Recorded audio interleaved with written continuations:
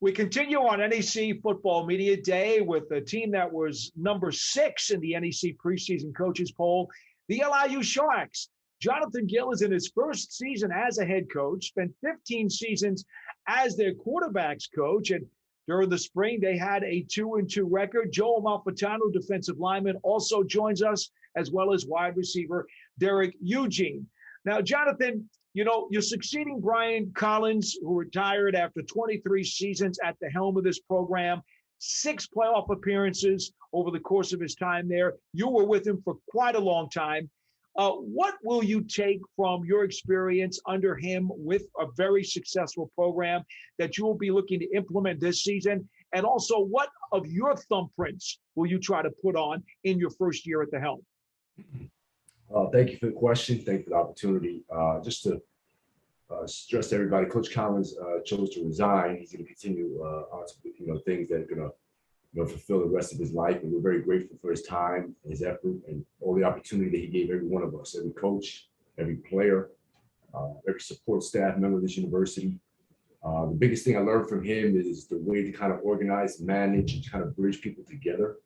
In any successful organization, it's all about the people, and you have to put the people first, and you have to have a servant mentality, and you have to be willing to ask people how you can help, not what you can do for me. So, my thumbprints and my fingerprints are not going to be too much different than his, and his thumbprints and fingerprints aren't too much different from any other successful person in any field in life. Life is about service, and if you're willing to serve the people who are working with you, and they're willing to serve you, you're going to have a great relationship and great results. For both Derick and Joe, you guys were there for the very monumental First Division I victory in program history last season. Again, finished at 2-2. That was a major step forward for LIU football. I wonder, how could you reflect on the pride that you share coming off of that victory, and how you guys want to take this team to the next step? It was definitely a great feeling. It was the first win, especially without Clay Beathard, our quarterback, who passed away not all season. We worked really hard for that win. We were confident going into it, obviously, but 2-2 wasn't the result we're looking for. We're looking for a much better record this upcoming season, as great as that was, to make that improvement. Well, Eugene, let me ask you this then. What do you think this team needs to do to continue that progress? I think what we need to do was, it started in the off season, was continue to work at the things that we weren't too good at during the season, whether it was for certain guys' plays or being more reactive and playing more fluidly on the field. And I think the most important thing is just continue to work hard and persevere and continue to fight through the challenges. We went through a lot, like Joe said, with quarterback passing, and then the 0-10 season and transition from D2 to D1. So I think, we just continue to play with confidence, play hard, and play for each other. I'm curious as to what each one of you players had thought when you saw that on September 11th, you've got a game at West Virginia on your schedule. That's a pretty big sandwich to chew on. Yeah. I mean, they're a good team. They're playing the Power 5 conference, so obviously it's going to be fun to go out there and compete with guys that are at the top level in the NCAA. So it's going to be fun to go out there and compete, do our best to, go out there and play. I was excited for that opportunity to go out there and compete against the best of the best, to show what you got, basically. It's a big showcase right there. Show what you're about.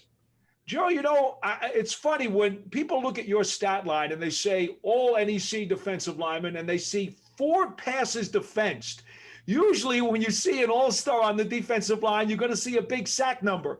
But you came up with 4 passes defensed, which tells me that you've been coached really well to make sure you get your hands up in those passing lanes. How much pride do you take in knocking down a ball? It's a great feeling. Coach Collins always used to say himself that he felt like a pass deflected was more impactful on an offense than a sack. Obviously you want the sack. I'll take a sack any day of the week.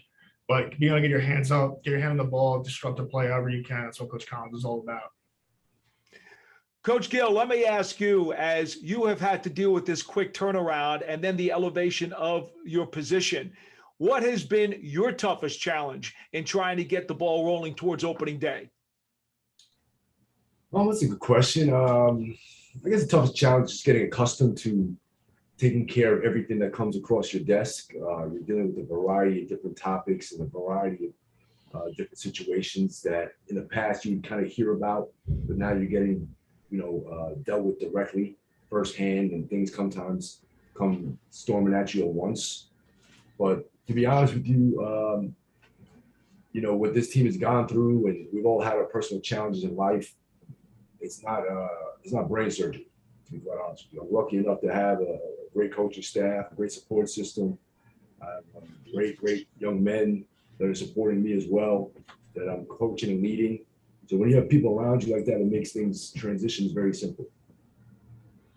I know since you came from the offensive side of the ball, people naturally think that you want to put more emphasis on your offense, but would that be a misnomer?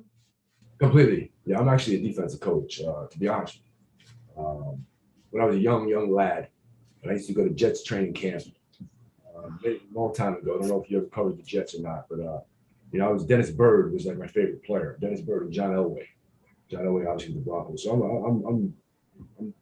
not one of these, throw it across the yard type of guys that score 100 points. I can really care less. It's about just scoring one more point than the team than you need to win.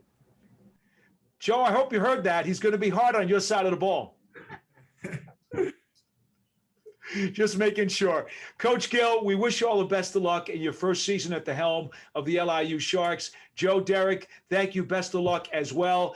We're going to take a quick timeout and step aside and come back with the Merrimack Warriors.